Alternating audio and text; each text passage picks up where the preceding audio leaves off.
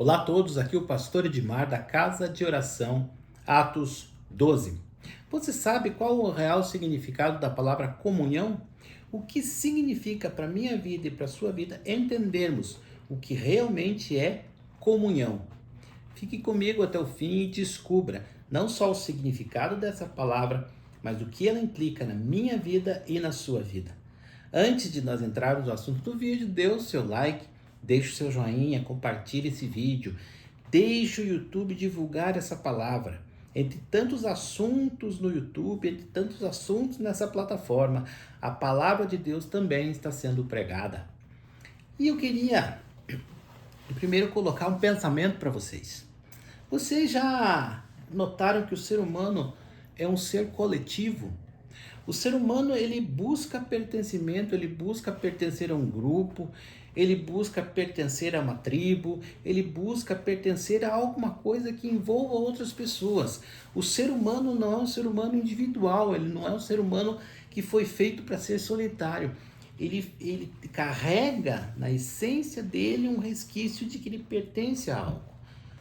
O ser humano tem na sua essência interior algo que diz que ele pertence a alguma coisa. Então, eles se associam em grupos, se associam em países, se associam em tribos, se associam em ONGs, se associam em religiões e formam muitas vezes grupos muito unidos, muito coesos, muitas vezes com causas muito nobres. Mas toda associação humana é imperfeita. E muitas vezes uma reunião, uma unidade humana, ela coopera para fins destrutivos, para fins ruins. A Bíblia traz um exemplo de que os homens se uniram, os homens formaram uma unidade muito forte e eles decidiram, num determinado momento, construir uma cidade e uma torre. A famosa Babel, ou a história da Torre de Babel. Eles queriam fazer uma cidade para que o nome deles fosse famoso. E eles queriam construir uma torre para chegar até os céus. É o desejo do homem ser como Deus. É o desejo do homem querer alcançar as esferas divinas pelo seu próprio esforço. Há quem diga, alguns historiadores digam que os homens de Babel, eles praticavam a escravidão. Eram os primeiros homens que escravizaram os seres humanos. Babel foi construída numa perspectiva de dominação humana. Babel foi desfeita pela própria ação de Deus. Deus foi e disse ali em Gênesis, no capítulo 11, versículo 6, eles são um só povo e falam uma só língua. E começaram a construir isso. Em breve, nada poderá impedir o que planejam fazer.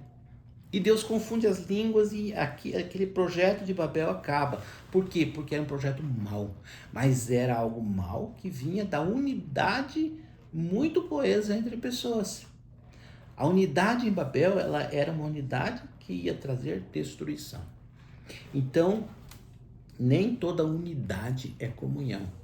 Aliás, a comunhão é algo muito diferente de uma união entre pessoas. A comunhão, ela não é coleguismo entre pessoas. Comunhão não é sentar e comer junto. Comunhão não é se reunir semana após semana com um grupo de pessoas. Comunhão não é um sentimento de amizade. Comunhão é algo diferente. Imagine você as luzes de um pisca-pisca. Pisca-pisca natalino. Você compra um pisca-pisca na loja. Você abre aquela caixa e você vê aquelas lâmpadas todas perfiladas, unidas ali, numa harmonia. Aquilo funciona dentro da caixa? Não funciona. Por quê? Eu preciso tirar aquelas luzes e eu preciso plugar aquilo na tomada. Então essa ligação com a fonte de energia faz com que aquelas lâmpadas comecem a cintilar.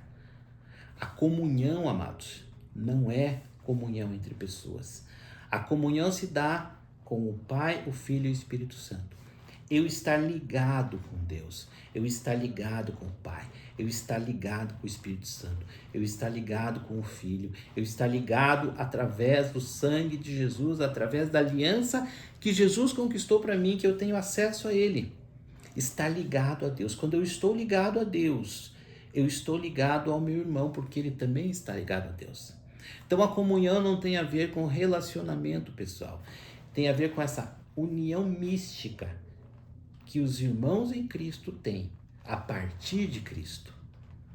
Existe todo um corpo ligado a Cristo. E todo o corpo, então, está ligado entre si a partir do cabeça.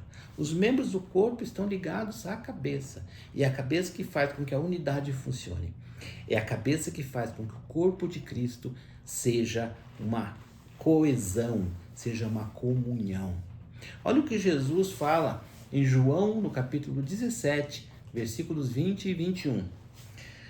Minha oração não é por eles, não é apenas por eles. Rogo também por aqueles que crerão em mim, por meio da mensagem deles, para que todos sejam um, Pai, como tu estás em mim e eu em ti, que eles também estejam em nós, para que o mundo creia que tu me enviaste. Essa oração Jesus estava fazendo pelos seus discípulos. E num dado momento ele diz, eu não estou orando só por eles, estou orando pelos outros que vão vir a crer ainda. Jesus estava orando por mim e por você. Aquela oração que Jesus fez era por nós. Hoje, nós fomos alvos de uma oração do próprio Senhor Jesus. E qual era o motivo dessa oração? Unidade, que nós sejamos um. Que os discípulos sejam um. Que aqueles que vieram a crer em Jesus Cristo sejam uma só coisa. Mas por quê? Porque todos estariam ligados nele, como ele está ligado no Pai. Nós sejamos um, assim como ele é um. E assim nós estamos nele. Então, a unidade em Cristo, a unidade no Pai, a unidade no Espírito Santo, faz com que eu e você, todo o corpo de Cristo, estejamos ligados, tenhamos comunhão.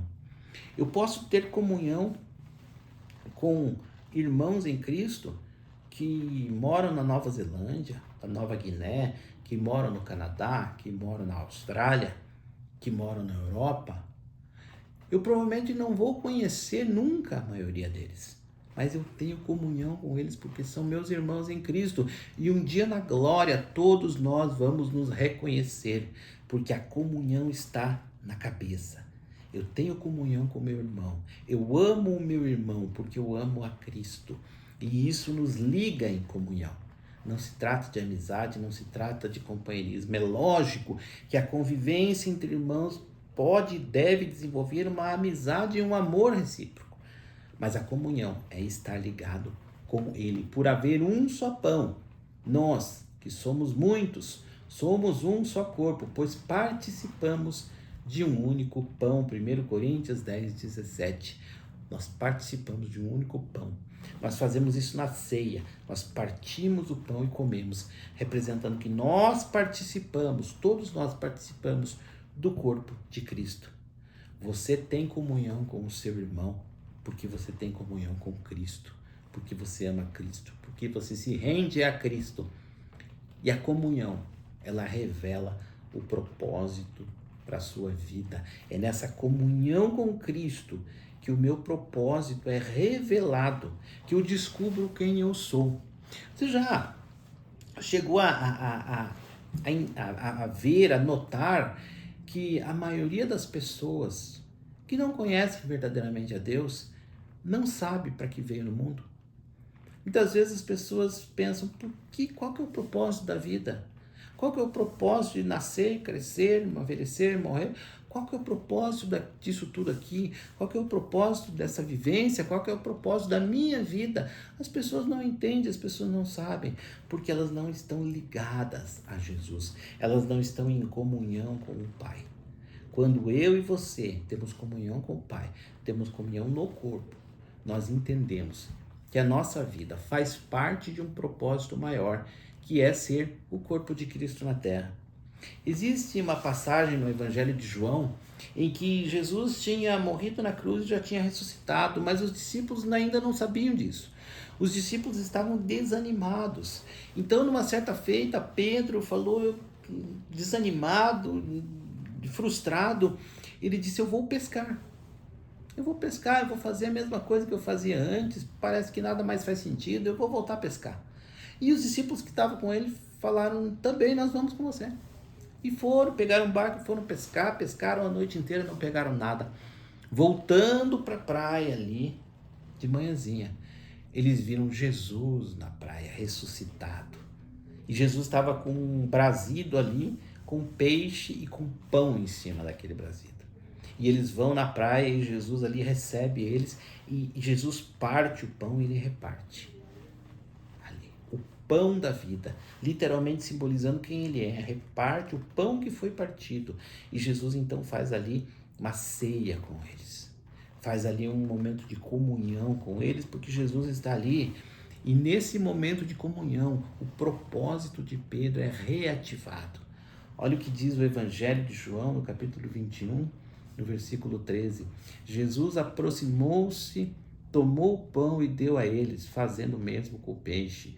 No versículo 15, Jesus fala: depois de comer, Jesus perguntou a Simão Pedro: Simão, filho de João, você me ama realmente mais do que estes? Disse ele: sim, Senhor, tu sabes que eu te amo. Disse Jesus: cuide dos meus cordeiros.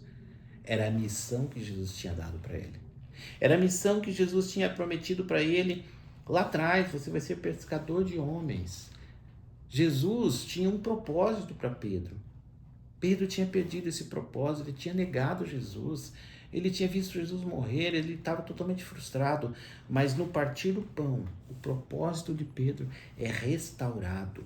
Quando eu participo do pão, quando eu participo da comunhão, o meu propósito é restaurado. Ali naquele momento não existia mais o Pedro pecador, não existia mais o Pedro revoltado, não existia mais o Pedro prostituto, não existia mais o Pedro corrupto, não existia mais o Pedro violento. Existia o Pedro que Jesus comissionou a levar o Evangelho. Existia o Pedro com propósito, existia o Pedro filho, porque na comunhão com o Pai eu entendo que eu sou filho. Então eu descubro de onde eu vim, eu descubro o meu DNA celestial, eu descubro o meu propósito, eu descubro quem eu sou na comunhão, sendo o corpo ligado com Ele.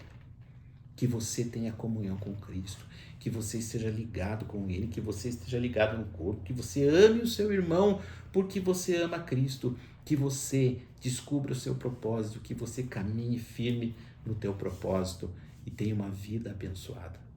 Deus abençoe a sua vida e até o próximo vídeo.